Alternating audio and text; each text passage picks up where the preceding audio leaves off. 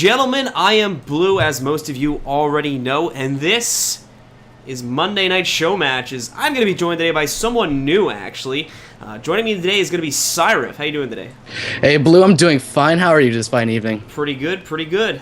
So tonight, for you guys, we're going to have Lords of the Dead taking on Retired Playas. We have not done Lords of the Dead before, so they're going to be somewhat new.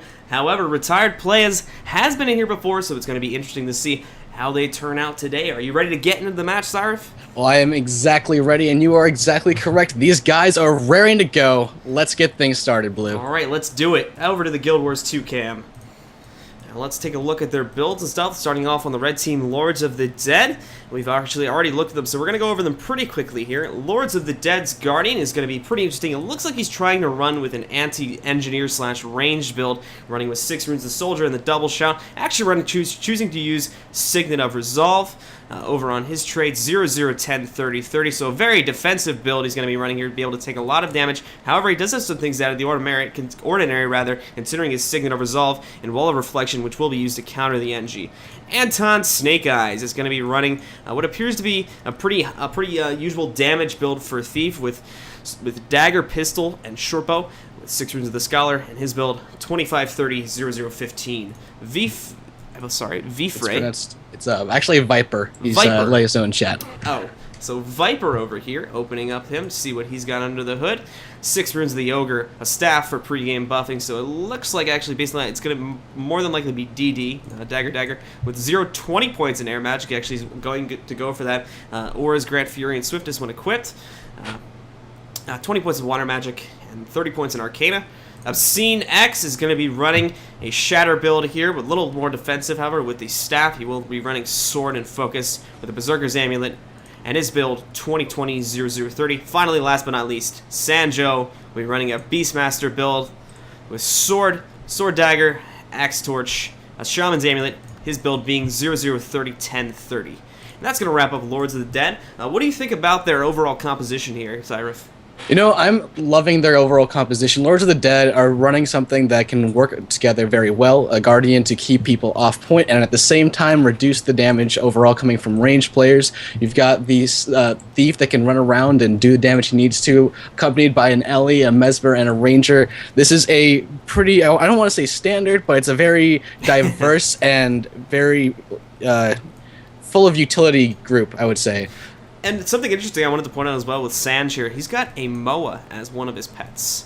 Not just a Moa, my friend. That is a black Moa. So it's going to be interesting to see how he uses that, more than likely on close point, but we could see some surprises from him as well. But let's move on to Team Retired Playas. We have seen them before, but they're here again now to show themselves off in tonight's show match. First we're looking at are the very confusing culmination of symbols here, but he chooses to go by O. Taking a look at his stuff here. Yes, Ali, it is Cyrif with me.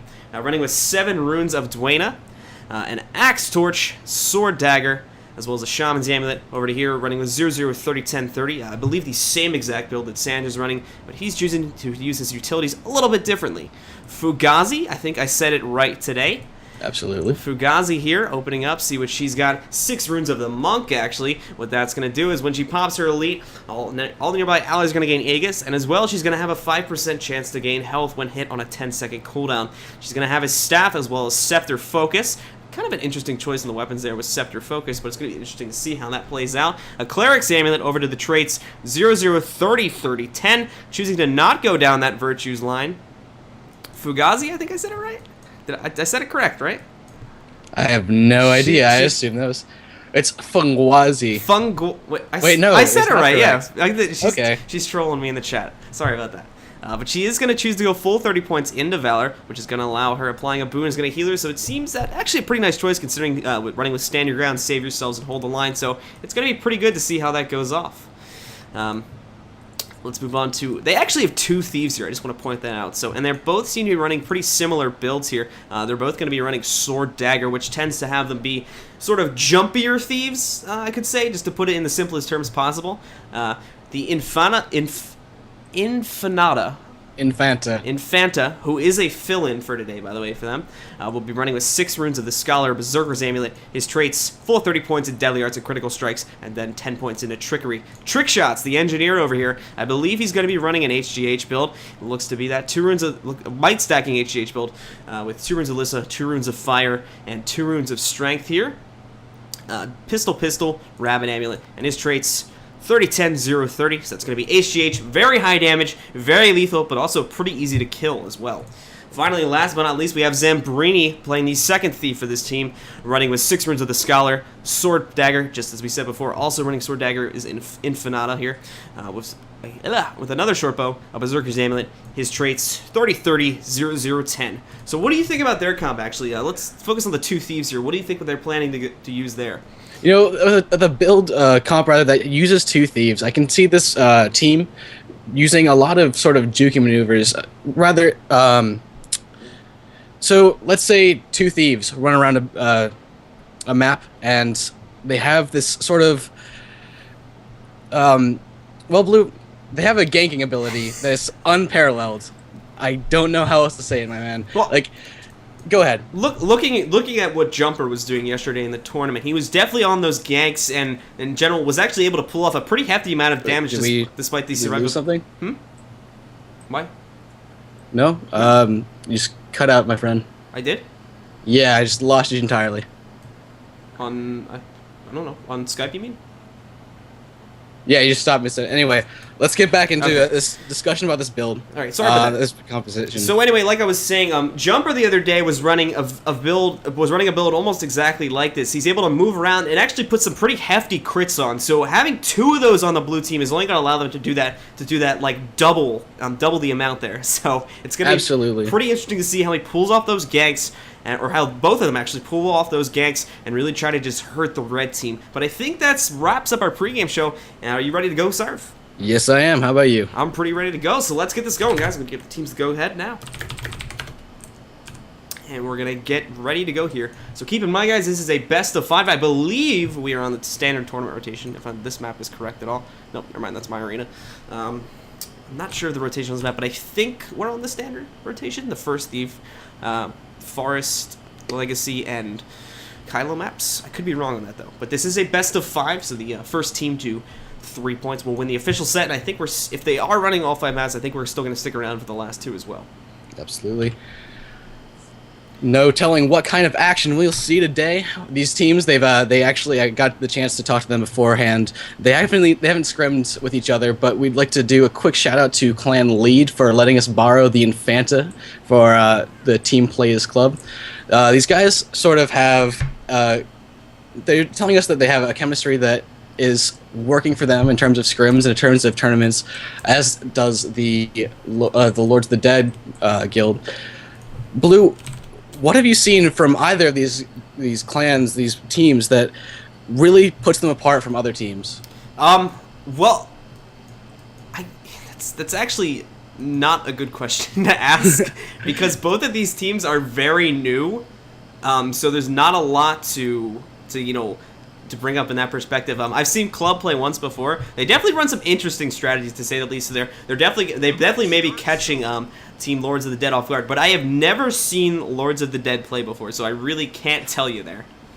All right, well, I'm interested to see what both teams are going to start doing. The game is starting in 8 seconds. We've got Lords of the Dead versus Playas Club. Let's see what's going on with the beginning split in 1 second. Unfortunately, had that bit of pregame lag there, but we did see a bunch of buffs actually go out over here on blue team. It's a pretty nice, hefty buff set there, but let's open up the map and see where they're going. We do have a cross for Club, actually. Absolutely. It looks like we've got the engineer and the thief from Club. Oh, looks, there goes my client. 1 second, guys. As I jump back into it, over at mine, we've got Sanjo and Obscene being taken on by Zambini X and the Infanta. Also trick shots over here. Obscene will instantly go down, get bursted down. It looks that Sanj is the only one left, and he's going to go down as well. That amazing gank with the 2 thieves both came in there, as well as the grenades here being thrown from the bush by trick shots. Nice play by Team Club, getting that initial decap there off, and I think they're going to get this point, actually. It's a very nice play, and they're still contesting middle. they're absolutely not going to be they're not going to be even approached on mine yet.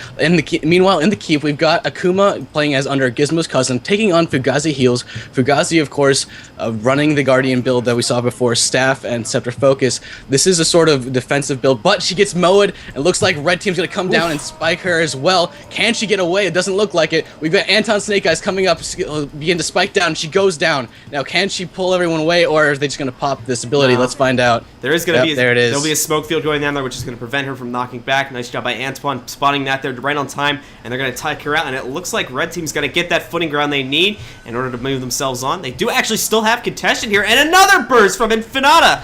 Nicely done. They're really on top of these. Two members of the Red Team instantly get knocked out. That's going to hurt them. This is beginning to be this horrible slaughter almost. It looks like Zero is over on Henge defending the point from Sanjo. Let's go in with Sanjo, see what he's doing with his Beast Mastery build, popping his swords out and just rolling around, doing lots of damage. Meanwhile, Red is beginning to take mine again. Keep is a blue point as well. Let's go in with the Infanta here on Henge, beginning to spike down on Sanjo, but it looks like Sanjo's he's going using to be his dodges fine. there pretty nicely. This is one of the perks of a Beastmaster build. You may not be the most utilitarian sort of character, but you have a crapload of dodges. Unfortunately, as we just saw there, they're not going to last you forever, and once you're out, people like Infinata here are going to take you out pretty easily. So he's going to go down. Sanj will be knocked out as well. We're going to have Vifir here in the middle. Will pop his misform. He's pretty close to death. He does have teammates nearby, but they're taking a lot of damage in the process of rezzing. Fugazi's also down. We have a Shadow Refuge go down, and it looks like they're going to get Viper up here. Fugazi is still down, though. And it looks like they're actually going to both get each other up. There was almost a stomp that went off there. And unfortunately, it did not get off in time. So Club and Lords of the Dead are still in this mid-fight. Yep, Lords of the Dead is not giving up yet. They want to push back. It looks like Viper's going down one more time. Anton Snake Eyes coming in, trying to burst down as much as the other thieves are, but he's not doing as much as they are. He's going to try and get the stomp down on Infanta. Looks like he's got it. Uh-oh. And it looks like Blue Team's going to defend this point successfully. Not really looking good for the Red Team at the moment. Team Retired Players is currently up at 221 points with 2 capture points contested, or with 2 capture points held, rather. Meanwhile, Lords of the Dead is only at 84 points. They need to make a play here, sort of possibly sneak around the back, go over to Henge or something, in order to bring themselves back into this. Absolutely, and it looks like we've got a raiding party from Gizmo's cousin Orkuma coming over to Henge, trying to push into blue territory, trying to get the points he needs to come back. Again, 250 to 93 in blue's favor. This is not looking great. We've got Spawnier returning, but it doesn't look like anyone's pushing up to it yet. We've got Anton Snake Eyes trying to get a stomp down onto the Infanta, being juked at first, but now he's going to go down, except for Infanta, who is actually going to be damaged down right now. Going in with Obscene X, he's going to run up towards Keep, going to try to contest the point, but waiting for him is Fugazi. Let's see what Fugazi can do to try and keep him off point. Looks like he's putting down that line of warding, and that's just going to do a lot of work for him, keeping 3 people away from him, man. As we said here, with Fugazi's build, she's really a lot of, like, anti-ranged here. She's a lot of stuff she can throw out in the distance, and oh no, we have another Moa coming in here, so she's going to be in trouble. She will back out. Zambrini's also going to be in trouble here, because he does have to, because we do see that Chaos Storm go down, and unfortunately Zambini is going to be right in the middle of that. Fugazi here, nice choice going down on the point, though. She's going to be able to contest it. Zambini, although, come in here with the Shadow Refuge and get Fugazi up. Nice play, and they're still holding the point contested. Excellent job by Club. So skillful by players from Team Players Club. Fugazi managing to rally off that, keeping Anton Snake Eyes and Obscene X off, but Obscene X is going to get shrouded by the Shadow Refuge. Looks like Anton Snake Eyes and Obscene X are not done. Let's look at mine, where there's a huge battle going down between Trick Shots and 2 players from LOTD. Looks like Akuma and Sanjo are here. Sanjo, who's used to kind of bunker. Let's see if we can keep Trick Shots off, and see if Akuma can do what he can to keep bunkered.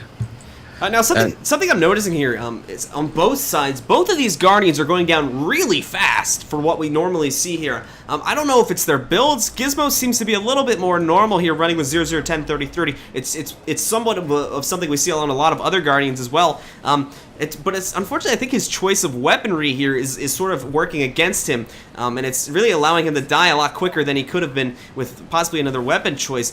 Meanwhile, on Fugazi's point of view here, her build is a very different, to say the least. It's very selfish. Actually, no, I can't say that. It has a lot of buffing capabilities as well as a lot of self-healing. But in general, both these Guardians are playing a lot differently. They're going down a lot quicker than we would normally expect. I actually just went over to Infinata's point of view, and these Thieves are really all over the place. They are just doing a ridiculous amount of damage, jumping all over the map, man. Look at him go in on Sancho. Sancho, the bunker ranger, just trying to do a lot, trying to heal Anton Snake Eyes, but if Infanta can break this stun and jump in, she can gank him from behind, critting, and then jumping away, critting again, look at that crit. That was 3 crits in a row, man. We did actually see Anton get up. However, Sanj is going to pay a hefty price for that, as he did take a lot of damage. He managed to throw down that healing spring, so he's going to be back in the game. However, and it actually looks like Infinata's going to go down, and blue team is going to take that game there. Absolutely. Almost completely. They really, those Thieves, in my opinion, really made those plays there. Nicely done by the blue team. That was such an intense game, but look at the scores right now. It's 145 rather to 504. That game, while being ridiculously close in terms of team fights, in terms of score, was not that close at all. Look at this. Looking at the scoreboard, Zambrini X is topping at 150. Anton Snake Eyes on the other team only got 49 points. We would like to note, however, that as it was just said in map chat, the Viper did make a rather fatal mistake there. He was unfortunately stuck in his staff, which is part of the reason why he wasn't able to help out as much as he could have to his team there. Well, that is a mistake that can cost you the game, as we saw just now. The second map right now is Legacy of the Foe Fire. Blue, this map brings back so many memories of Guild Wars 1 fun times, Guild Lord and all. Oh my goodness! Remember that one map? I didn't play Guild Wars 1. You didn't play Guild Wars 1? No. Oh my man! You should have asked me these questions before we started. That is all right. It's okay. We still love you, though you will probably take some beating for this on Reddit. Anyway, let's get this game started. If the players are all ready, it looks like so going over the basics of this map, there are 3 capture points: the waterfall, the graveyard, and the quarry.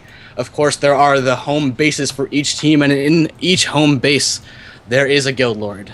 And go ahead, Blue. Tell us what this guild lord does when you kill it. Alright guys, when you kill the opposite team's guild lord, what that's going to do for you is it's going to give your team an additional 150 points. So once you've gained control of enough points to get yourself up to 350 points, you can rush in that lord, and if you manage to kill him successfully, then you can really you can end the game right there. So we do see a lot of rush plays, a lot of desperate plays going for it, and it sometimes can completely turn the game around. So keep your eyes on that, guys. It's going to be exciting, and I think we're just about ready to get into the game.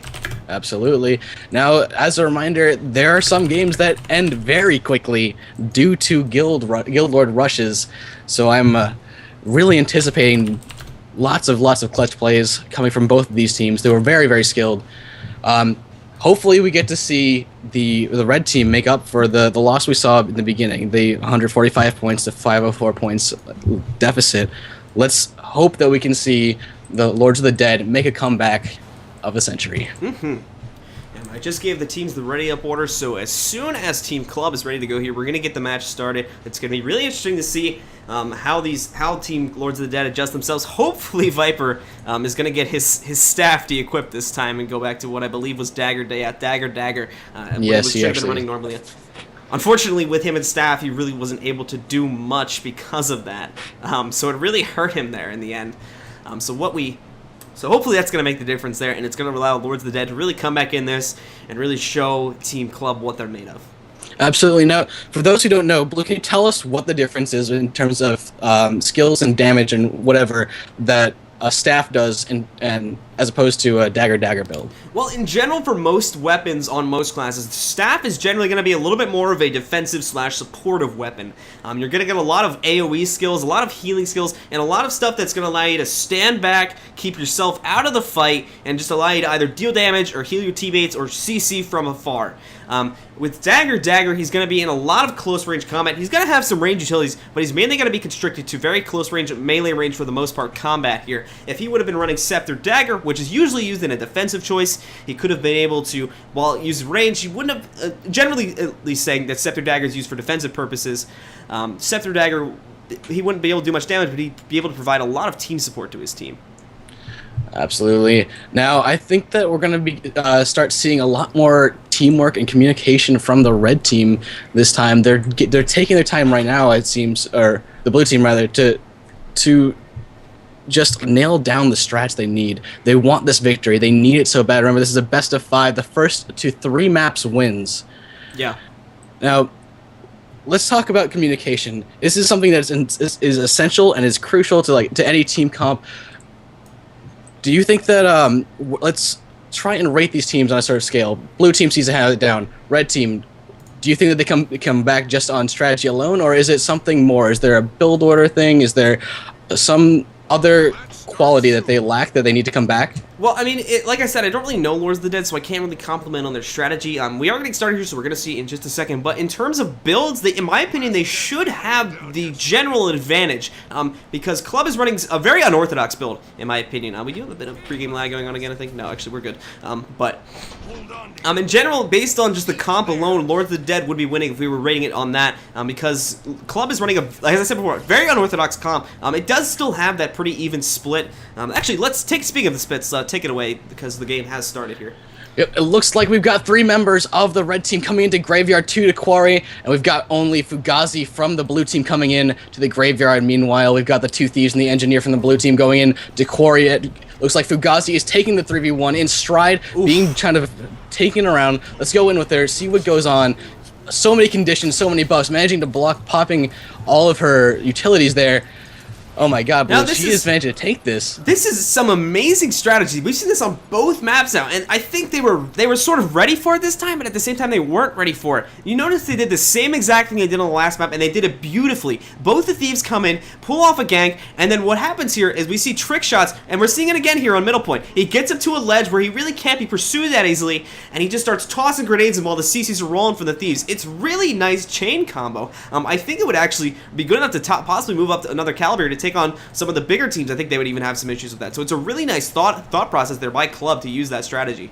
Yes, and we're seeing Anton getting his spike down. Viper's gonna be defending the waterfall point. It looks like, but none of these points are actually capped. They're both neutral. The Quarry and the Graveyard. Looks like waterfall is finally being defended a little bit by Zero, while Viper is coming back in. Meanwhile, back at the Graveyard, Fugazi has forced everybody off point. Red team is kind of scattered. We've got Anton, Snake Eyes, and Obscene X trying to come in.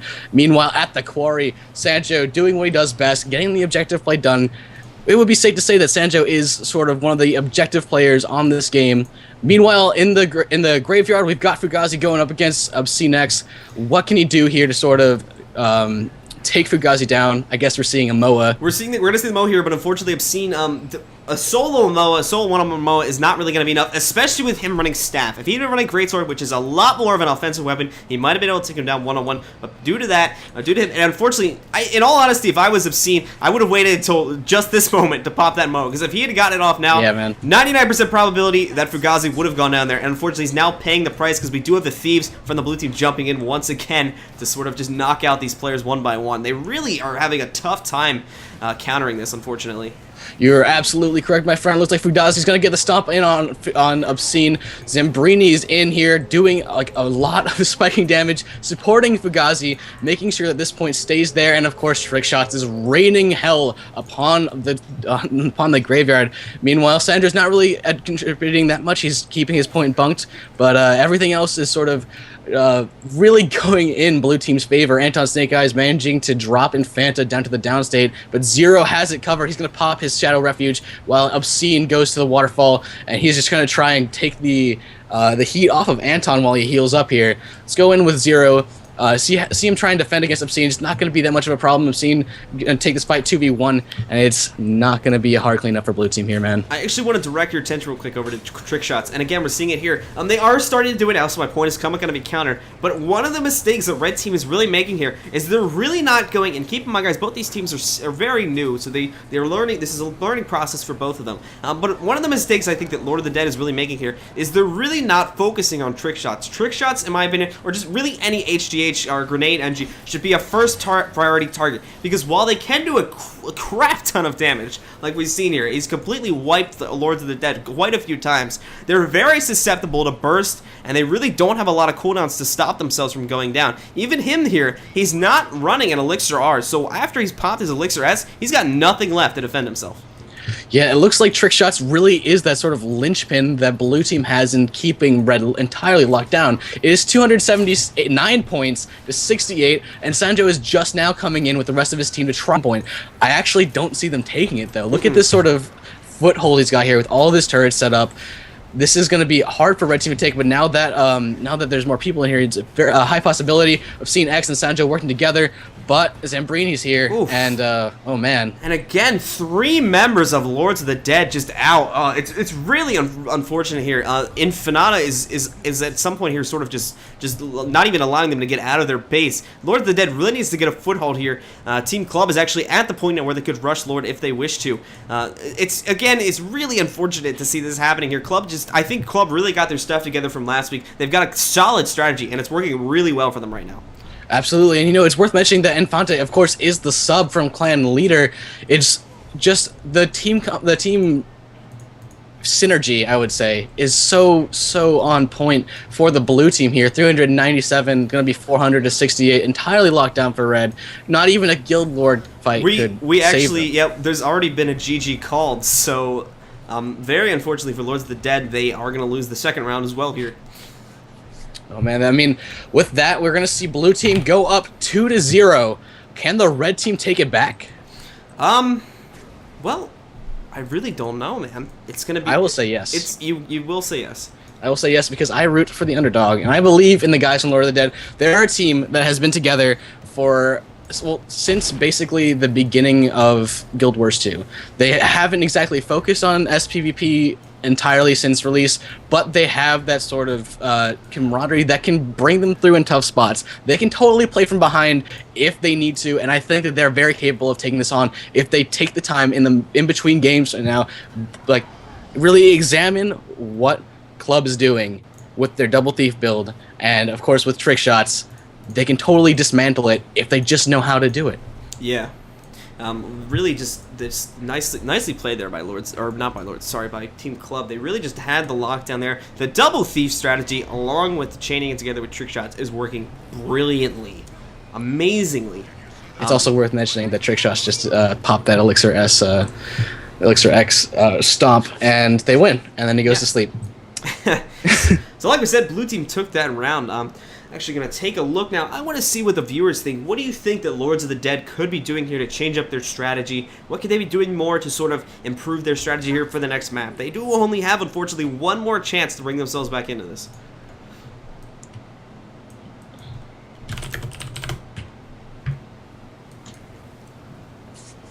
Alright, so we're moving on to the Battle of Kylo.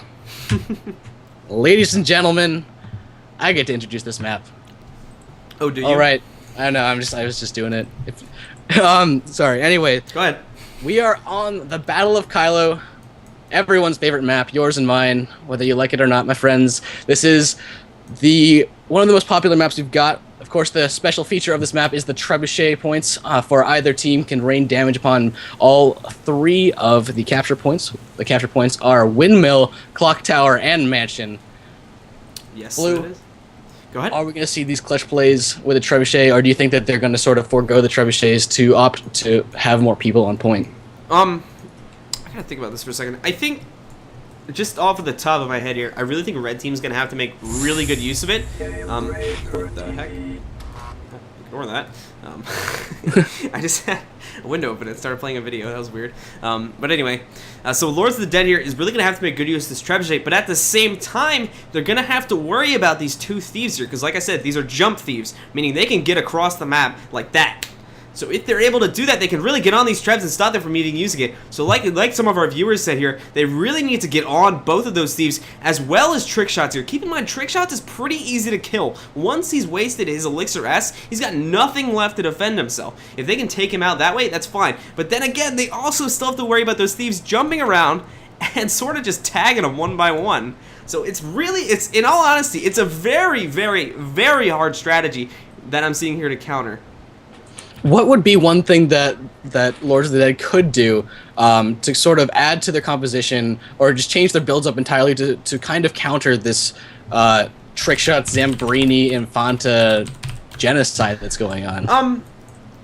Viper, let me see his build real quick here. I actually didn't check it fully. Viper could be using Aura Share, in my opinion. If he's gonna be running Dagger, he could be using something. He could be using Aura Share a lot better. Because if he's using Dagger with Aura Share over in his Air Attunement, he's gonna have access to I don't know the exact name of it, but it is I think it's called Lightning Aura off the top of my head here. And what that's going to do is that's going to go on all of his nearby teammates, and if he sees the thieves coming in, he can pop that, and once the thieves jump on him, they're all going to get stunned for 1 second, and it's going to give themselves, at the very least, some breathing room here to move away. All right, guys, let's try and get this game started. It looks like they're sort of waiting to nail down the strategies and get everything together. I'm hoping that Red Team can come back in this game. I want to go to Game 5. I want to see as much Guild Wars 2 esports content as possible tonight. Now, don't forget, guys, there's always the Guild Wars 2 esports Reddit. That's reddit.com/r/GW2 esports.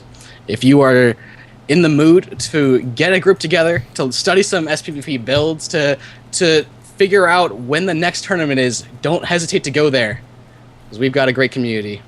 We got a lot of stuff coming up in the next couple weeks. Like, for instance, this Saturday, we got the Team Paradigm Invitational coming up.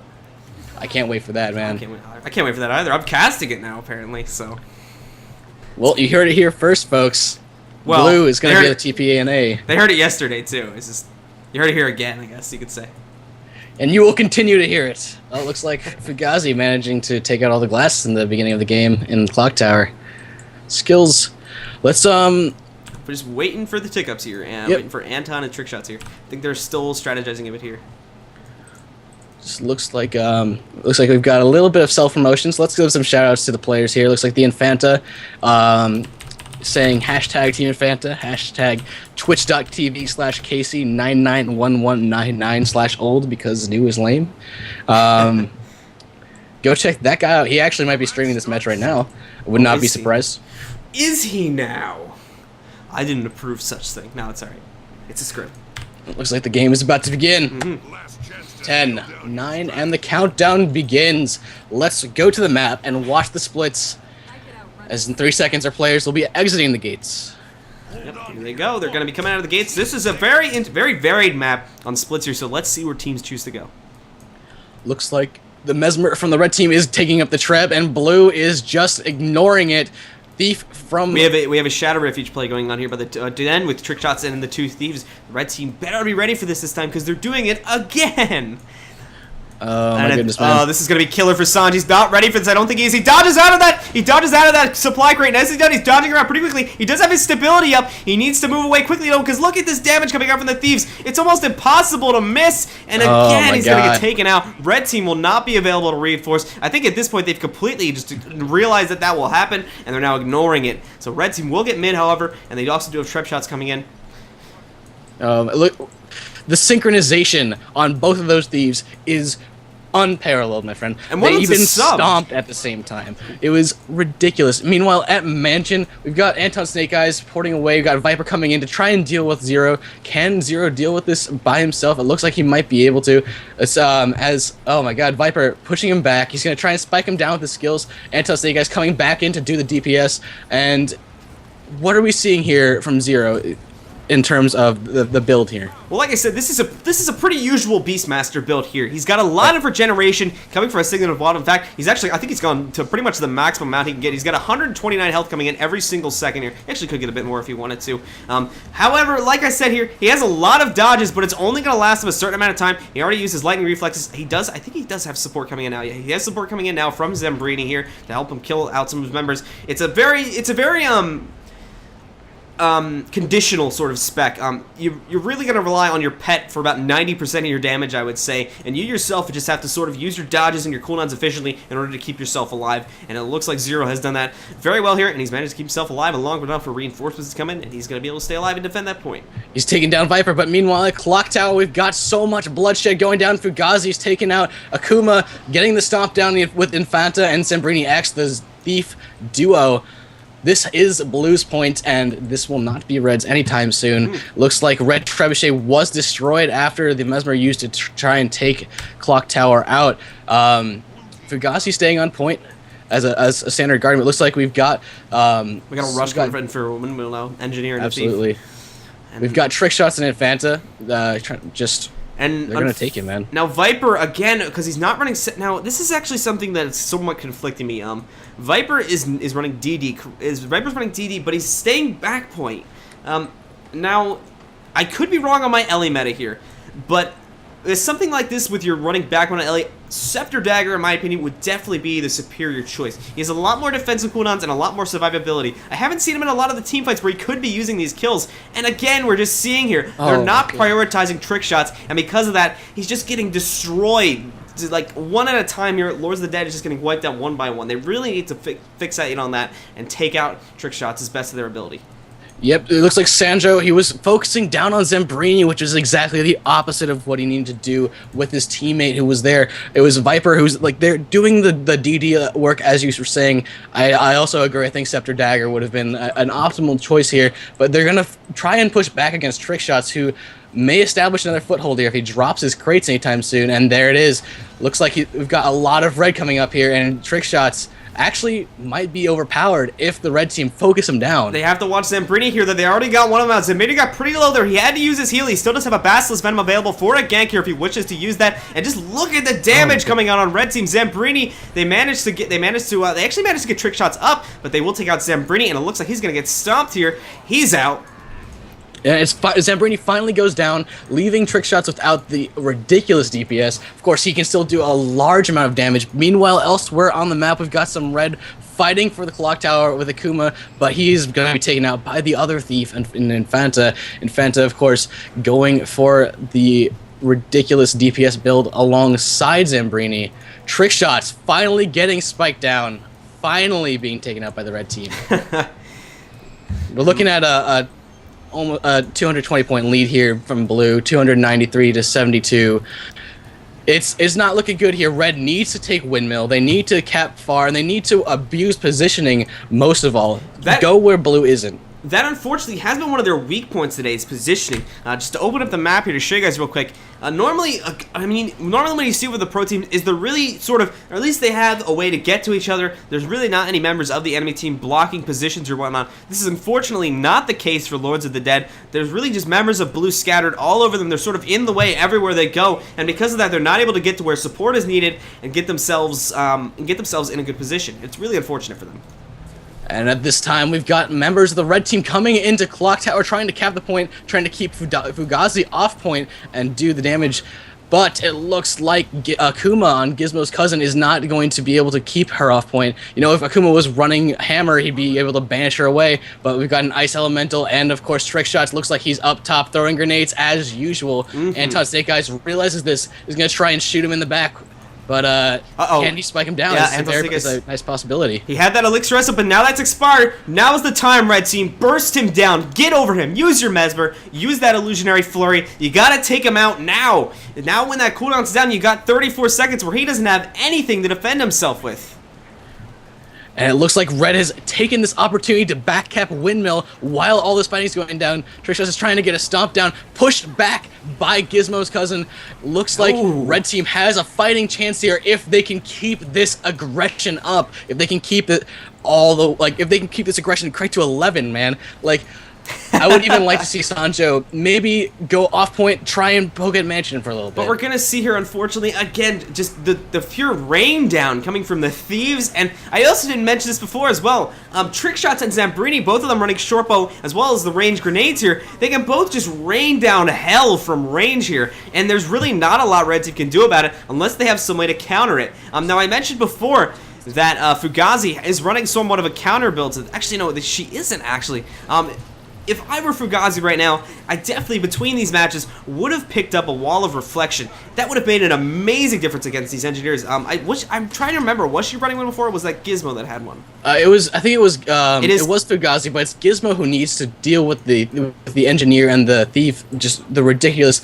What it exactly is, and what I'm going to call it, is just abuse of verticality. They're not in the line of sight of Red Team. They actually are pretty hard to be seen when they're just above them. So they're able to take that advantage and just rain death on them. Looks like Viper's here, but Zero's going to take him down.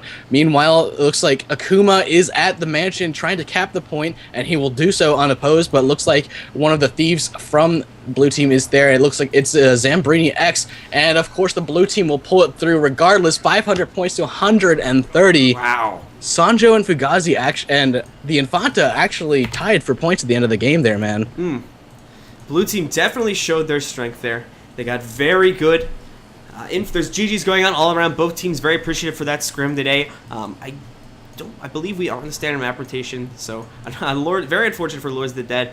But they did it. They gave it their best. Again, keep in mind, guys, both these teams are very new. They're both learning this game. They're both sort of learning this game as they go along. But we are seeing retired players move along pretty quickly here with a very interesting strategy. But I do think that was our last match for now, at least. That was the last match of the scrim. Of course, it was a best of 5 that the blue team took 3-0. I would love to see both of these teams continue on in the way they're going. Even though red team did not take a single map, they had a really great chemistry, but they just need to crank up the communication. They need to talk more, they need to do more callouts, and they need to gel more as a team. Well, I mean, like I said, they did their best. As they are new, they really just need to work on their synergy, their strategy. They have a very good comp. Keep that in mind. They do have the basics down, but it's really now just working on extending from that, getting your team communication and your synergy down from there. It was a very nice effort, but unfortunately, it seems that team retired players really caught them off guard with that very unusual comp, which worked amazingly well for them, especially in the opener. And in the end, they just ended up coming out on top. Absolutely. I know I'm going to be stealing some of these builds tonight. I hope you guys had a great time. I think we're going to finish this one off. Hopefully we'll get a lot more scrims in during this week. Guys, don't forget to follow Mr. Dr_Blue on Twitter. That's me on Twitter. Also follow the channel, guys. That does help us out a lot. Also be sure to check out Cyrif, his Twitter. I don't actually have it on screen. I forgot to do that, but he's going to be at MLG Cyrif. Be sure to follow him. And what other links can we toss out here? Go to youtube.com/CyrifSC. That is my YouTube channel. I am the host of a weekly show called Server Stomp. I get different personalities on there, different pro players to play, really trying to engage the community as much as possible. Every Thursday at noon we record, and then it goes up later that evening. So come in, hang out, have a good time, and hopefully I'll see you this Thursday, guys. Yeah, hopefully we will. I'll actually be here. Actually, I'm not gonna be here tomorrow because I got some stuff to take care of. But we're gonna be here on Wednesday, guys, with Weekly Rewind. We're gonna be taking a look at that 499 to 500 match from yesterday's Masters of the Mist tournament. It's gonna be I think it's not confirmed yet, but I'm gonna try to get SupQD in there to sort of tell us what was going on down there. So be sure to check that out. It's a really good show for those of you that are new to Guild Wars 2 Esports and you want to sort of get into it. We go into a lot of the in-depth strategies and sort of go over things. Thursday, we'll hopefully have another scrim for you. And I believe Cyrus will be doing Server Stop on Thursday as well, correct? Absolutely. Also on Friday, we're going to have Minigame Friday with hopefully, again, some PvP devs from ArenaNet, maybe. Again, not confirmed yet, but we'll get more word on that. Be sure to check my Twitter out for that. And, yeah, I think that's about it, guys. All right, well, we'll see you next time. I'm Cyrif. I'm Blue. Have a nice day, guys.